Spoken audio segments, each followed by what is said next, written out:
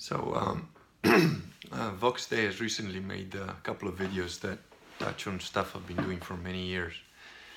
And a short while ago, he did a couple of videos on Joe Rogan and Brazilian Jiu-Jitsu, which I think he referred to as Brazilian cuddle puddlers, which, was just a reaction as a result of people that didn't really know what they're talking about, complaining about what Vox was saying about fighters versus martial artists. So, just a very brief background. I've been doing martial arts since I was about 3 because of my dad, who was firmly embedded into Shotokan Karate when I was born. And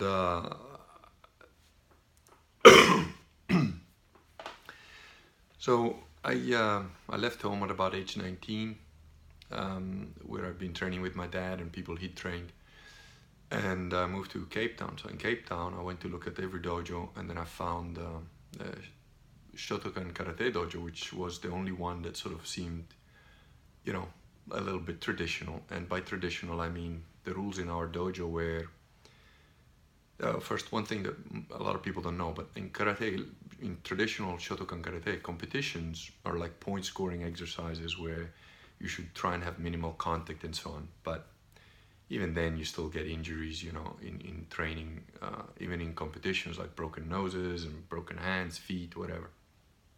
Because, although it's supposed to be minimal contact, the reality is all you need to do is make an error of a centimeter and you're like actually starting to hit somebody. Plus, to the body, contact is generally allowed. And, there's very little padding. Quite a lot of guys use mouth guards and boxes. But the padding that we used to use in our style was essentially, I don't have them left. I haven't used them for many years. But if you take a kitchen sponge and you basically put it over your knuckles, that's kind of what it was. It was like a little mitt with like about, maybe a ½ inch of kitchen sponge type material inside. It was essentially to prevent yourself from getting cut on other people's faces, if you hit them. And you still got cut on the face anyways. I never wore a mouth guard and I never wore a box, purely because I wanted to, as much as possible, simulate reality. But what people don't know is that in Shotokan Karate there is what they call dojo kumite, or dojo fighting. Now, while you have points and rules in the competitions, in the dojo kumite, anything goes. You can pull a guy's hair, poke his eye, kick him in the nuts, bite him, get him down, elbow him in the face, whatever works. You still try not to kill each other, but it's generally to submission or whatever. And the rules in our dojo, because it was in South Africa, and I think the rules of our dojo probably in most of Western Europe now would be illegal. Everyone in the place would probably get arrested for assault or something. And I'm not saying this because our dojo was in any way bad. It was a great dojo. The instructor, Alan Stratis, a great sensei, great teacher. But the rules in our dojo were, if you get knocked out, when you wake up, you carry on. And if you bleed, you clean up your own blood, because, you should clean up your own mess. So it was pretty hardcore. And for the black belts, before you got to black belt, you'd basically get beaten for a year. So you'd have a year of hardcore training for all the brown belts. And I'll touch on that a bit later. But basically for a year, they beat you up. And it was an interesting process, which maybe if we have time, I'll talk about. But I wanted to just mention a few specific points. As soon as Vox started talking about Brazilian Jiu-Jitsu and martial arts and fights that he's been in or seen, all the little, what he calls gammas come out, the internet keyboard warriors, and like, you don't know what you're talking about. I've done Brazilian Jiu-Jitsu for 5 years and I know, and it's like, so I just wanted to have a little short list of the things you need to look out for. First of all, martial arts, I don't know, maybe it's because it's one of the oldest things in the world, kind of like prostitution and buildings. It's got the highest level of bullshit of almost any subject. there's a lot of bullshit in martial arts. There's a lot of ineffective, fake martial arts, and there's a lot of bullshitters in martial arts who, it's a status thing. Now, there's a little bit of a reason behind that, I think. Psychologically, most people that go to a hardcore martial arts, a martial art where they actually hit each other, they usually do that because they have some kind of inferiority complex, or maybe they don't feel safe enough, or maybe they've been bullied and they want to feel strong, they want to feel like tough, whatever, there's going to be a reason why they're there. Now, so the first part about the bullshit factor is a lot of idiots that have never taken a punch to the face think that their opinion means something, is relevant, and it isn't. So in order to know who you're talking to, one of the first things you should identify is, has this person been in some kind of training or situations where he got hit in the head regularly? And not just because he's an idiot, but because that's what happens if you train properly with people that are also training properly. You're going to get hit. You hit them, they're going to hit you, and you are going to get hit. So, if you've never been to a class where you actually getting regularly thumped in the face, in the body, where you have some semi-regular injury from training, then your training doesn't mean jack, okay? It's not relevant to discussions about street fights or real fighting, or actual, somebody breaks into your house and you have to fight them kind of situation. So unless you're dealing with somebody who's actually been in the ring, or been in a dojo where they knock the crap out of each other, at least some of the time, for a certain period of time, right? If you've been in the ring twice and you got in the head twice, you still don't know shit. You don't know anything. So unless you've been for a number of years in a situation where you've got a regular chance to get hurt, to get hit in the head hard, to get hit in the body hard, to maybe have some kind of injury. I don't know any serious martial artist who hasn't got some broken bones along the way. That just happens. You just accept that if you're going to go train properly, you're going to end up with broken noses, broken hands, feet, ribs, whatever. And sometimes they can be life-crippling injuries. If you blow out a knee badly because some guy in your training doesn't care, or is an idiot, or is scared, or just bad luck sometimes. I had a lot of injuries from training, but one of the worst ones I had was just bad luck on the lineup, right? Getting ready to line up.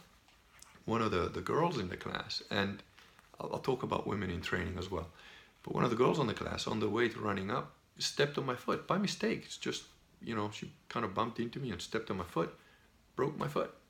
I still did the class with a broken foot, which is not the most intelligent thing to do. And as a result of that, the bone was out badly, and I was on crutches for like 6 months. Then I had to have an operation on the foot and so on. So, bad luck happens, but know who you're talking to, know who you're dealing with. If you're talking to people who haven't been in a regular situation where they're getting hit, their opinion doesn't matter. It doesn't count. It means nothing. Secondly, so that's the first level of bullshit factor. But there's a second level of bullshit factor, which is now you're dealing with people that are in actual martial arts classes, okay? But not all martial arts classes have actual realistic sort of fighting components to them. And that's a second level of bullshit factor. Now, if you're dealing with those, flashy, weird, we're wearing purple gi kung fu and we've got like chi energy throwing at you, so that's why we don't need to punch each other in the face. Again, that's the same level as bullshit of somebody who has never been in a proper training session. But what I'm talking about is there a certain level of bullshit, even in dojos where you have a decent level of contact. So, for example, in our dojo, there was, we had, like I said, a pretty hardcore training. I'd say it was pretty hardcore by anybody's standards. The head of our style was actually the captain of Takushoku University in Japan, where, a few people have died over the years in Takushoku University during training. And this guy was pretty merciless, absolutely brilliant technician, fighter, and practitioner of Shotokan Karate, but almost entirely merciless to a certain extent. And his only concern was your ability to not be scared, to fight unto death if need be, but have the right spirit, what the Japanese sort of spirit or fighting spirit, gambate kind of situation. And it sort of flowed downhill from there, so, but because there are certain stylized elements to Shotokan Karate, it's got a lot of katas, a lot of sort of training by rote. And, that doesn't mean that this stuff doesn't work. It works. I've been in fights before starting the Russian martial arts stuff, and karate definitely helped me, definitely saved me a couple of times in nasty situations. I've taken knives of people. I've had, probably one of the most dangerous situations I've been in, though, didn't require any martial arts at all, other than the intent. And that was, it's a long story, I'm going to cut it short, but basically a group of 5 guys that had burglarized something, and I'd sort of come around the corner with, I knew that they'd done something, and I saw a traffic cop on the way, so I picked up this traffic cop who didn't have guns. In South Africa, traffic cops for some reason don't have guns. And I said, come with me, we're going to have to arrest these 5 guys. And he, he was a brown guy of some description. I don't know, he was a mixed race guy. And he tried to become white because he just went gray. You could see the fear in his eyes. And I looked at him and I said, don't worry, I've got a gun. And he goes, oh, good, because I don't have one. I'll be a witness, but it's okay. Get in the car. So he got in the car. And I drove quickly to where these 5 guys were and sort of cut them off and came out of the car with my gun in my hand. Didn't point it at them because pointing it is attempted murder. But I had it in my hand so that they could see that I had it, because there's 5 of them. I know they're going to have knives or something. And I told them, stop there, put your hands against the wall. And some of these, 2 of the 5 guys were young, they were kids. They were like maybe 12, 13. And they all, as soon as they saw me, they all put their hands in their pockets and they carried on walking towards me. And I said, stop. The big guys stopped because I was looking at them first. The 2 little guys, I looked at one, and when I looked at one, he stopped, and probably the youngest of them carried on walking. And I knew exactly what he was going to do, And again, people are going to think, oh, how brutal of you, blah, blah, blah. But at that point in time in South Africa, a 10-year-old kid would think nothing of stabbing him 15 times as quickly as he can and run off. And I knew he had a knife in his pocket. And I looked at him and I said, where are you going? You take one more step, I'm going to make a hole in your head. I'm going to shoot you in the face. And I meant it, And he realized, because I meant it, he stopped and said, no, put your hands on the wall. In the meantime, the traffic cop had called the other cops, and they came there and they searched them, and sure enough, they had knives already in their pockets, Anyway, that didn't require any martial arts, but I've had people come at me with a knife before, and before I knew anything about Sistema, and I've taken it off them, which is not the smartest thing to do, especially if you're not trained, get the hell out of there. But what I mean is, what I was getting at is, even people that have had fighting experience and training experience in serious dojos, they can get stuck into a mentality because you're training with the same people, you kind of start to know their moves, you start to kind of know what they're going to do. And it's just human nature that you end up sort of training for that. And if a brand new situation with like a 12-year-old kid with a knife coming up, you say, oh, sir, can I have, and he starts to stab, you haven't gotten that in your head. If you don't have a particular type of mindset, you're not going to have that. Now, to a certain extent, I think that mindset can be trained, but I also think there's an element of it that is probably innate, some level of, I don't know, paranoia, killer instinct, call it what you want. So, I've seen guys that are technically brilliant, technically in the dojo, they're great guys, they can do, head kicks, the mawashi-garis to the ears, but you put them in a bar brawl and they don't know what to do. Which is slightly different from, that's a third level of I wouldn't call that bullshit. I would call that a certain mindset. So there's the bullshit of the people who don't know anything. Then there is a certain level of bullshit of people who have trained for years, maybe are even good in their martial art, but are not realistic. Maybe the best way to explain this, form of ego possibly. Because you put in, 6-7 years training jujitsu or training aikido or karate or whatever, and along comes this guy who can do what he wants at you, and it's like your brain doesn't like that idea. I've had that quite a few times in training, when I was teaching Sistema, which I haven't done now for a few years because just life stuff. But we'd periodically get these guys, we'd get soldiers that come in that have seen combat. We'd get like ex-SAS guys who've done hand-to-hand combat. We'd get boxers. We'd get all sorts come there. We had like two of the funniest examples of this was two, they were both doormen, huge guys, both 120 kilos without an ounce of fat of them. One of them, his ears were like cauliflower ears, so he's a wrestler. And he's 120 kilos, and he's got not an ounce of fat on him. I started doing an exercise with him where, Sistema exercise, which if you don't know anything about Sistema, this is going to sound like bullshit. I accept that, so don't worry about it. But I'm just going to tell you a funny little story. It was a training exercise. It wasn't a fight, it wasn't anything like that. And we were punching each other on the pectorals, on the chest. And there was a particular reason to train that, which was, I punch you once, you punch me once. I punch you once, you punch me once. And it was to try and kind of get a sort of rhythm.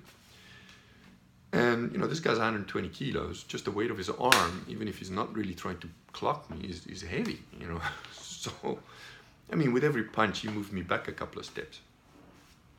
We're doing this exercise, and after about 4 hits, he looks at me, stops, and he goes, please, can you stop? Because I don't know how you're doing that because you're half my size, but every time that you hit me, it's really heavy. I think you're going to break a rib or something.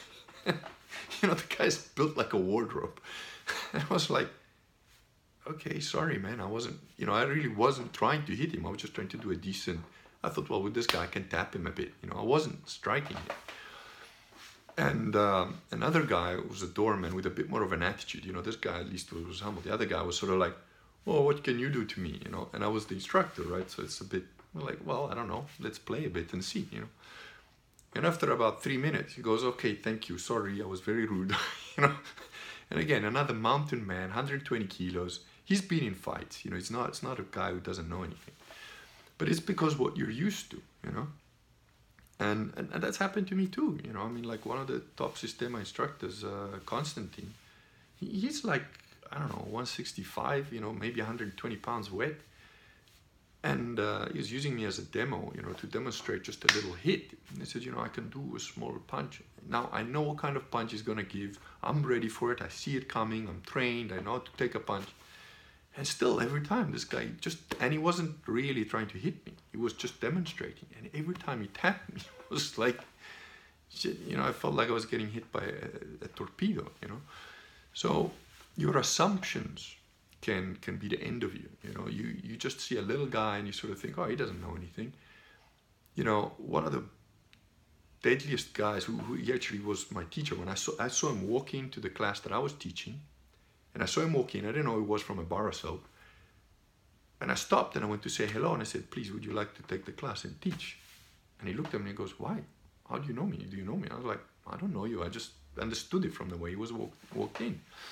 Turns out this guy had been trained by one of the people that trained KGB,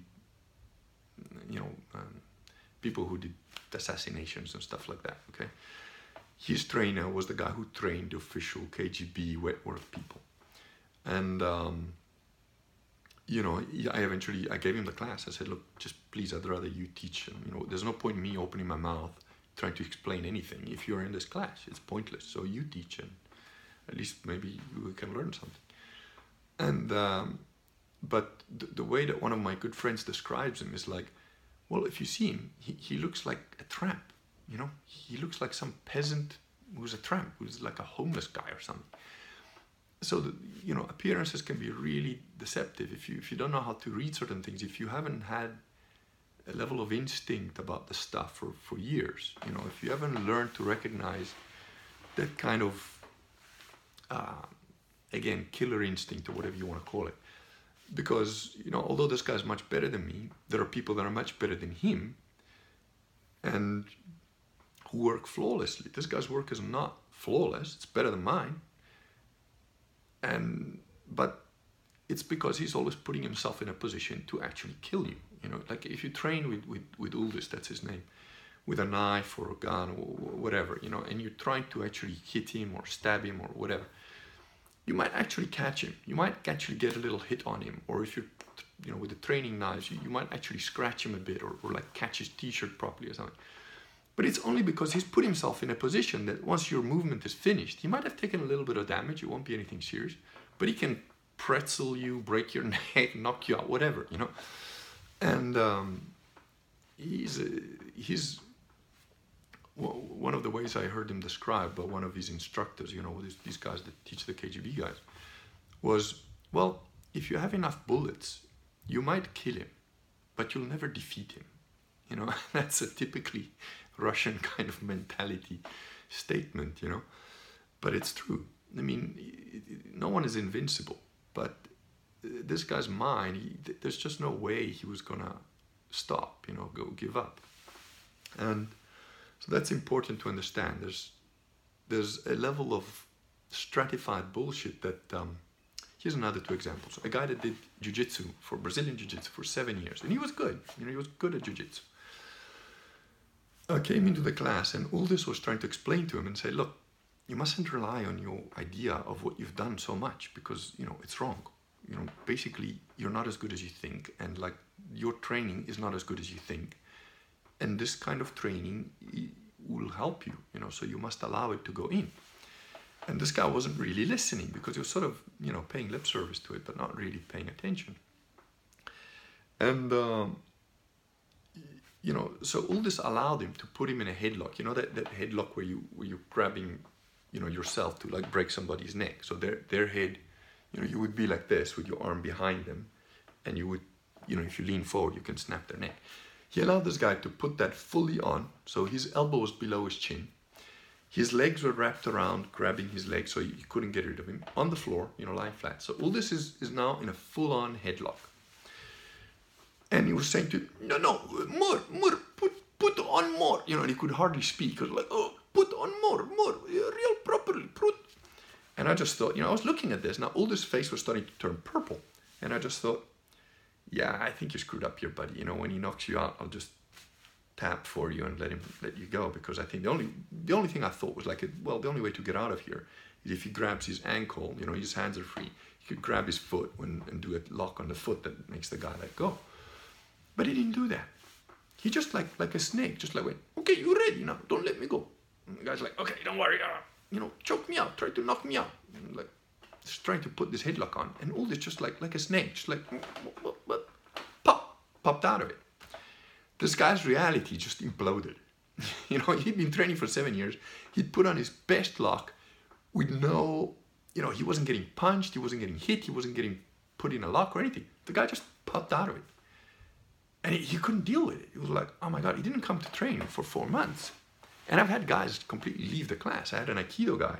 We're doing break falls, throwing each other on the floor, saying, oh, but that doesn't work in real life. You would really injure yourself if somebody threw you. And I said, no, this works because I've been doing it. I hate falling. I hate going to the ground. I hate break falling, but it works. This works. I said, no, that doesn't work. I said, okay, well, why do you say that? And he says, oh, because I've done Aikido. And I said, okay, well, you've done Aikido, so throw me.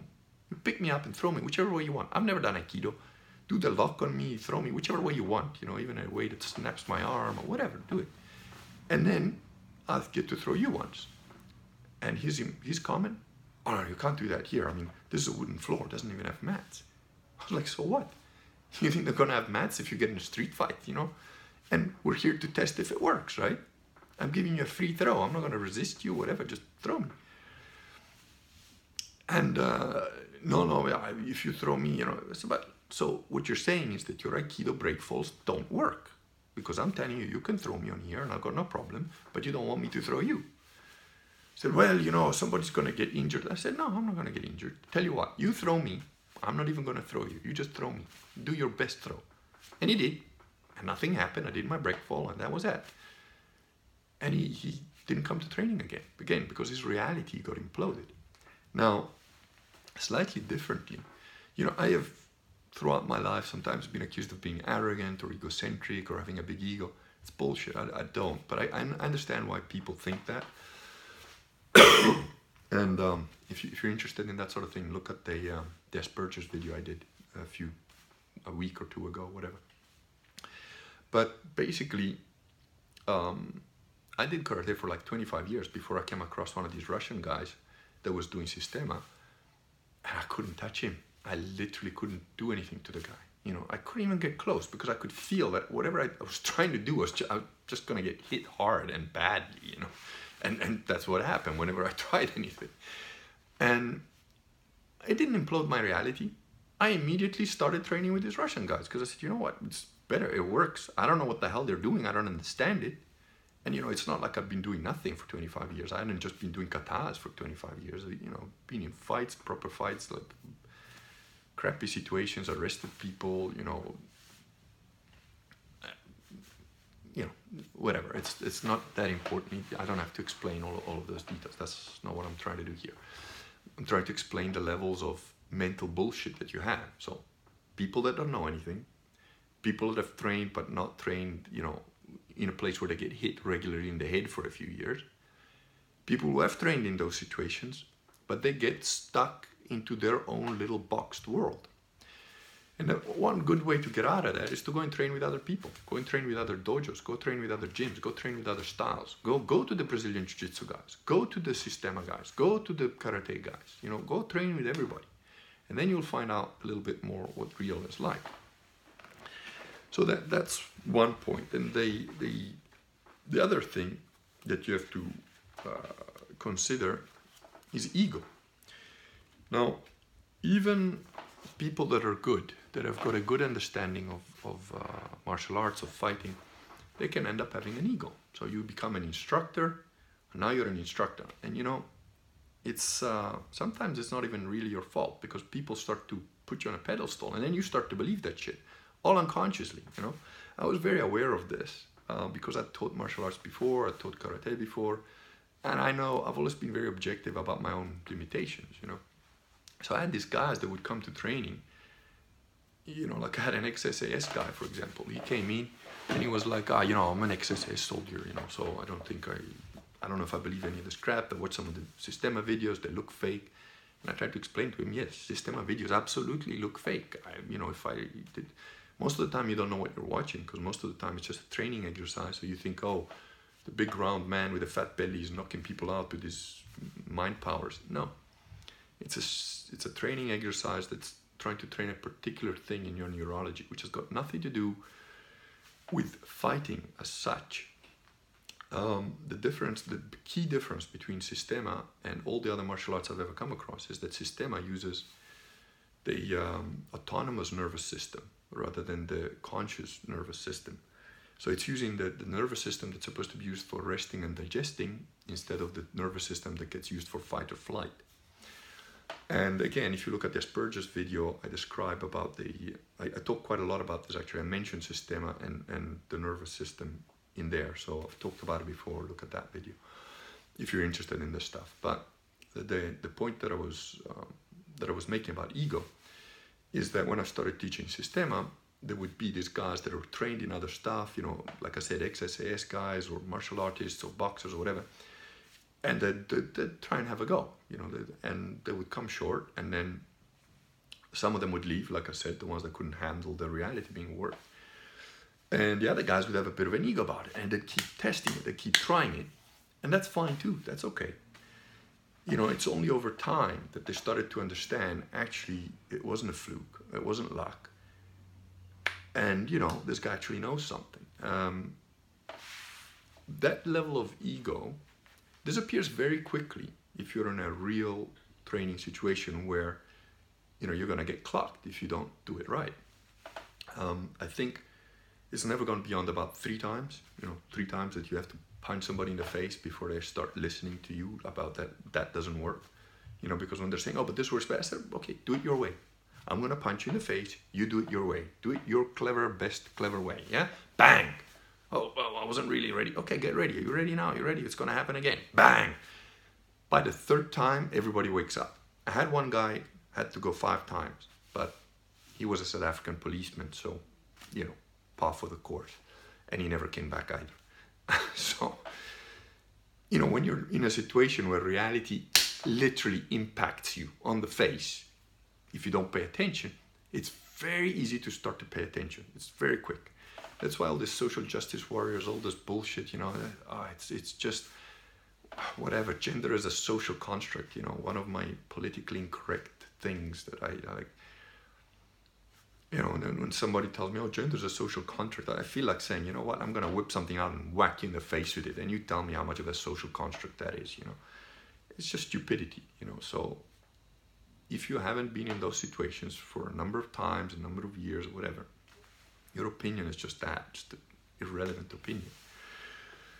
And if you do have an ego about your training style, your martial art, or how good you are, all you need to do to get rid of that is go and train with people that are better than you. Go in a place where you can't even touch the guys that are training there. Go in a place where they can kick your ass every day and twice on Sunday.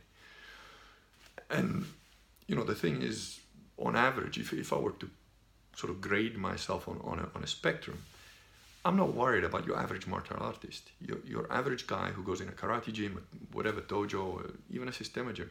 Your average guy that trains in these martial arts. Average mixed martial art guy, not worried about it. I don't care. Even maybe some of the guys, and I'm going to be 50 this year, and I've been out of training, I'm out of shape at the moment. But even now, in my present condition, your average martial artist from any martial art class around the world, the average, I don't think about them. It would be, having a fight with one of those guys would be as irrelevant as having a fight with somebody who doesn't really know anything. But good martial artists of any style, there you have to start to be careful. You have to become careful. And there are people that I've trained with, that have taught me stuff, that honestly, I cannot describe the level of their ability in a way that will make sense to anyone watching this, unless they've been there. I mean, there's a guy called Sergey, who's a special forces guy in the Russian military. Doesn't look like a big guy, he's I don't know, I would say maybe 70 kilos or something like that. I'm about 95. At the moment, I'm a bit over that because I've been slacking and sitting on my ass too much. But this little guy is unbelievable. I don't think... We were doing a seminar with this guy, training with him, and we couldn't touch him, And we've been training for years in Sistema. We were pretty decent, to the point where my friends were also telling me, but do you think we could take that guy if we rushed him like a wave? And I said, well, maybe theoretically, but the first 20 would just die. And who's going to be the front line, Because I'd be like, yeah, I'm okay with being, number 35 if we all rush at him and there's 50 of us. But the first 15 are they're just going to be dead. You're not going to be able to take that guy out, and one-on-one is ridiculous. And I've met people like that. There's always somebody out there that's better than you that can kick your ass every day. So keep that in mind. And that's an aspect of ego that you can work on, that you can actually go and train with people that are better than you, and you'll soon figure it out. Then there is also the mindset. The mindset is something that, I don't know, that's difficult to explain, Some people have a kind of a killer instinct and some people don't. Very good friend of mine, young guy, he's been trained in Sistema from, like when he was a little kid, basically. So he's like, his instructor, Vadim in South Africa, calls him like a Sistema baby, And these two, there's a couple of them. And they, really good guy, he was coming out of a bar and he saw these two youngsters, relatively young people, attacking a woman in an alley, literally ripping her clothes off, trying to rape her, sort of thing. And he shouted, started to chase them. One went off one way, one went off the other way. he got up to one of them who spun around and got ready to fight with him.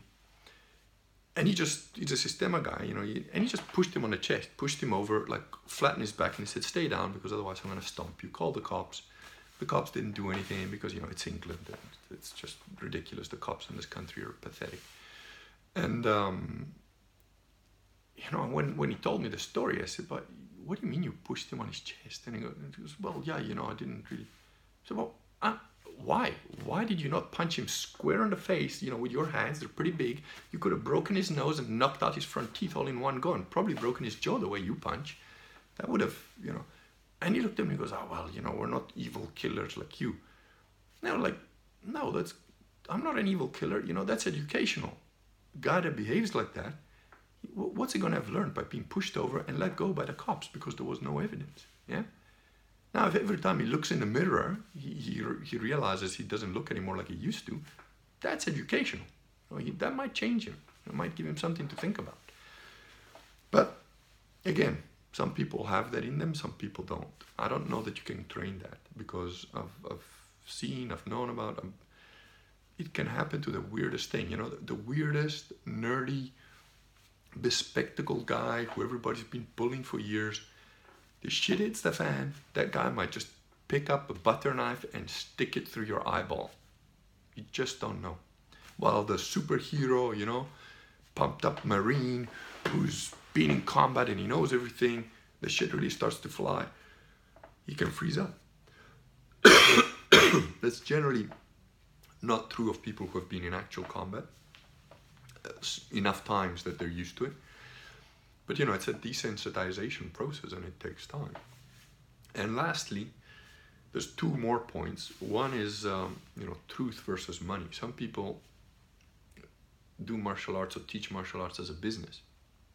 I've never done that and I don't think it's possible. Now, there's people that do that have a lot of skill. I'm not saying that because, your martial art is your business that you're not good. I'm not saying that at all. You can be very good. But you're going to have to rely on a certain level of bullshit. Call it salesmanship or showmanship or marketing, or call it what you want. But there's a certain level of personality cult that goes with that and so on.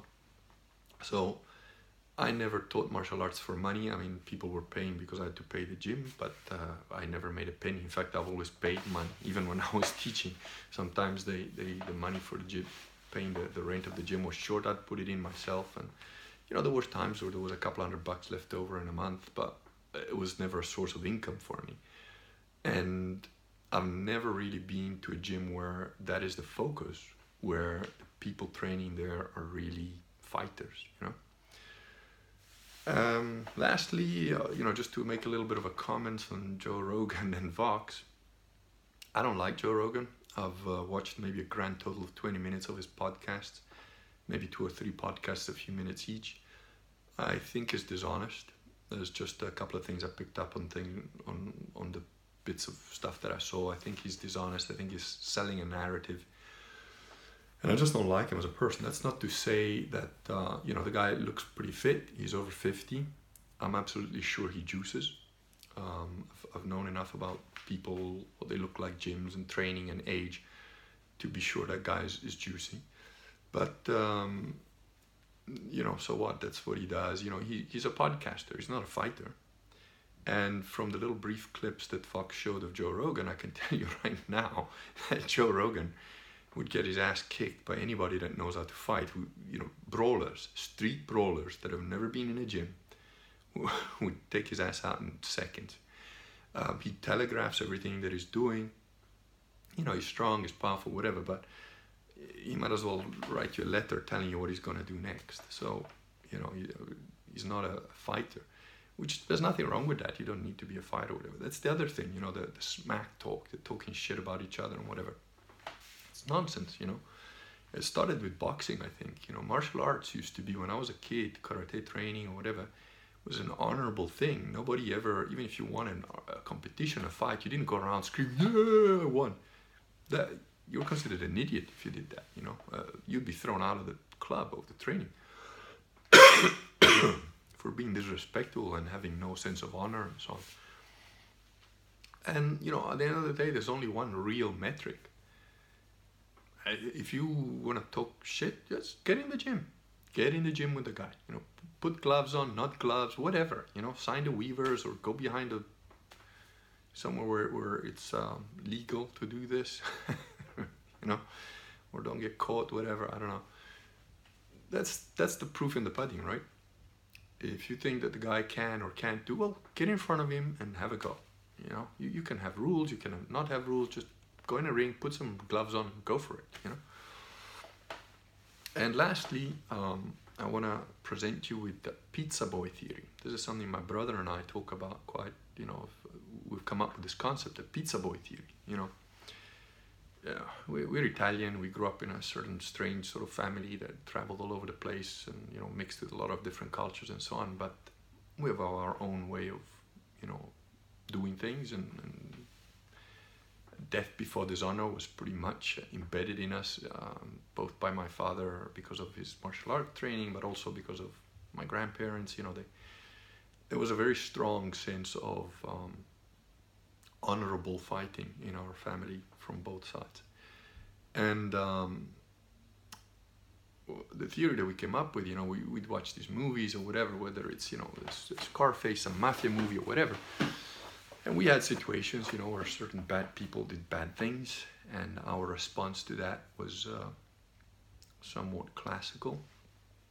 And,